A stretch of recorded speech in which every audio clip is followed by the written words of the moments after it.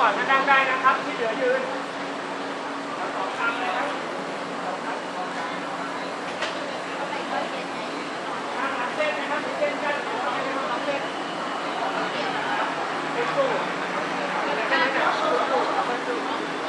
ใช่เราเป็นตู้ที่บอดเรียกมา2 คนได้มา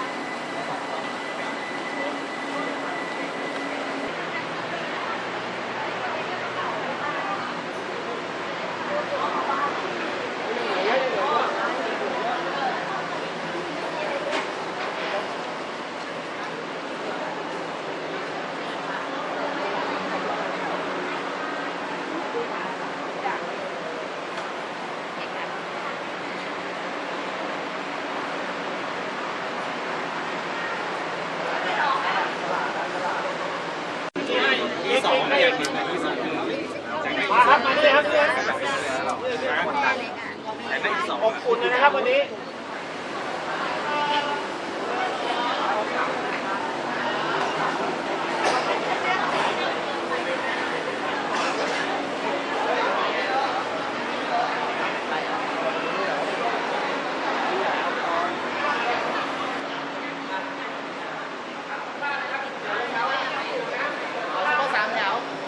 บน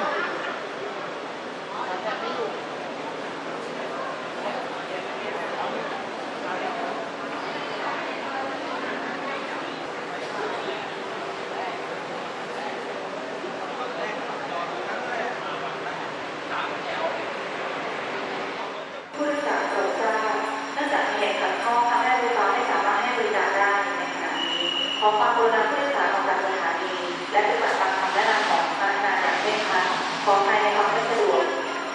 Attention please due to an emergency train service has been temporarily suspended. Please follow instruction from the staff and exit the train to the station. We apologize for any inconvenience. ขอให้ความร่วมมือ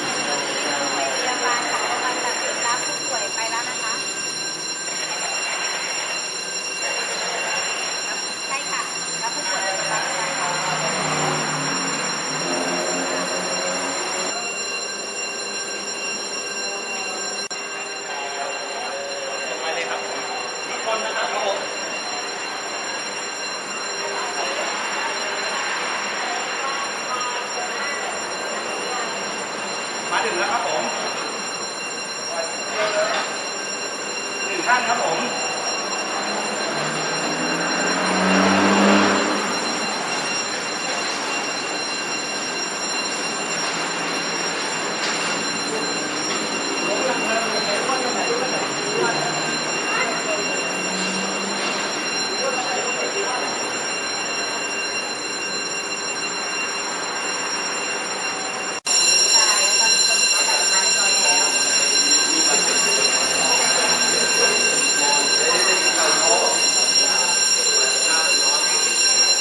เป็นหญิงค่ะ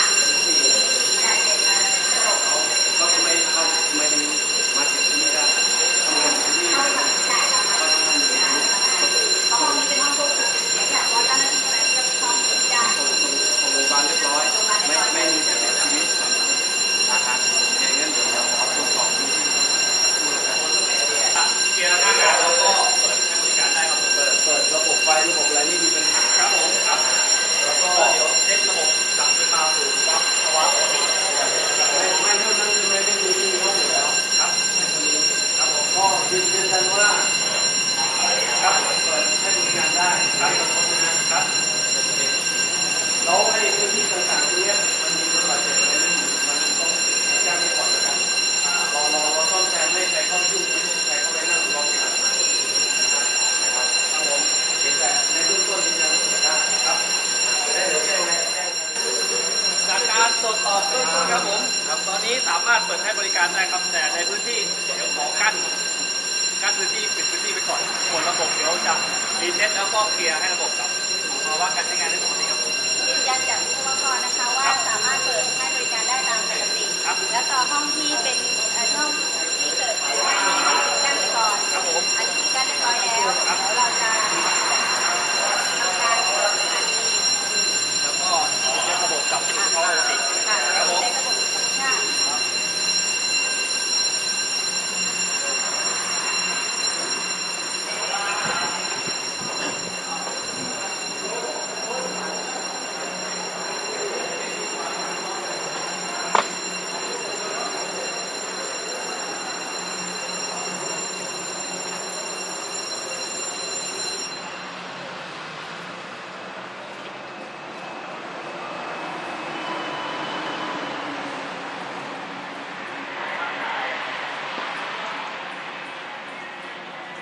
แจ้งผู้ขายบางว่านะคะ ตอนนี้ระบบเรา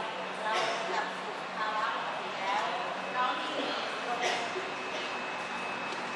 น้องที่อยู่ตรงที่อยู่นะคะเข้าประจำจุดได้เลยค่ะผู้ขายบางว่าทุกท่านเข้าประจำจุดได้เลยค่ะรับทราบนะคะพี่แอน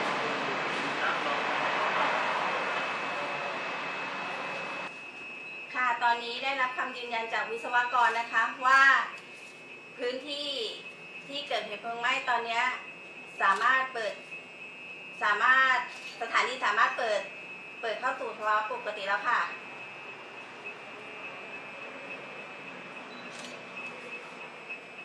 ใช่ค่ะเดี๋ยวถ้าพร้อมยังไงเดี๋ยวนายสถานีจะแจ้งไปอีกครั้งนะคะว่าเปิดสถานี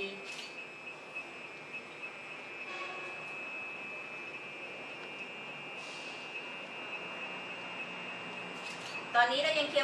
ยร์พนักงานอยู่ค่ะเดี๋ยวเราจะแจ้งอีกทีนะคะเปลี่ยนค่ะบางว่าสี่ประจำตึกอัตราตอนนั้นนะคะเปลี่ยน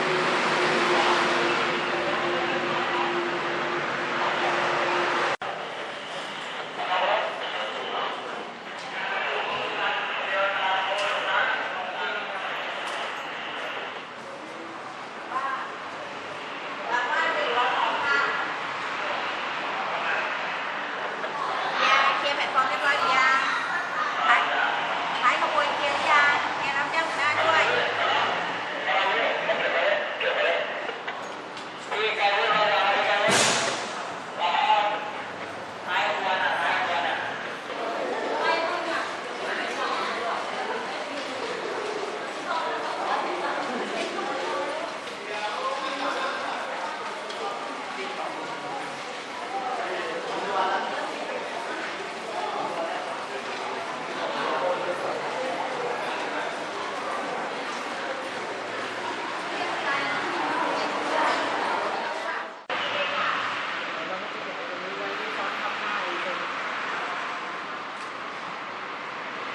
บางปู รถมา เขียนเป็นจอยนี่อาจจะดีด้วย เป็นยังไงบ้างครับ2แอดมิน ก็รู้สึกว่ากระตือรือร้นขึ้นมากกว่าเดิมผู้ร่วมเหตุการณ์ไฟไหม้วิ่งเร็วกว่าเดิมนะสมจริงสมจังมาก แอดมินขวัญครับว่าไงครับ ตื่นเต้นดีครับมีท้องไฟไหม้แล้วก็เป็นลมหมดสติ เลยผลคนออกมารวดเร็ว ก็ดูทำงานกันมีประสิทธิภาพดี ดีกว่าครั้งแรก เฉยๆคิดว่าถ้าเกิดขึ้นจริงก็คงจะเอาอยู่ แอดมินครับแอดมินโยครับเขาห้ามรับประทานอาหารบนรถไฟนะ ผมยังไม่ได้แกะเลยครับคืออะไรเฉย ทำไมข้างในมันแหว่งอะครับ ไหนครับ อ๋อนึกว่าแอบกิน สินค้าล็อตนี้มีปัญหานะครับ แต่ว่ากินได้ เดี๋ยวไปกินบ้านที่มอสครับ แก๊งนี้ไปบ้านมอนกันหมดไปบ้านรัฐมนตรีนี่ไปปรึกษาปัญหาอะไรกันนะรัฐมนตรีครับรัฐมนตรีขอสัมภาษณ์หน่อยครับ ปัญหาคือแบบไม่มีที่นอนครับตรงนี้ รู้สึกยังไงที่พี่ชายโดนศาลรัฐธรรมนูญบอกว่าให้ไปสร้างถนนลูกรังอะ ก็คิดว่าก็ไม่รู้สินะ ก็ไม่รู้สินะ ก็น่าจะไปสร้างให้เสร็จก่อนมั้งให้มันหมดไปจะได้ไม่ต้องมาได้ถูกรุกรัง แล้วถ้าเกิดหลังจากถนนลูกรังสร้างเสร็จเขาบอกให้ไปถางหญ้าให้หมดก่อน ก็ไปถ่ายหมดจบแค่นี้แหละ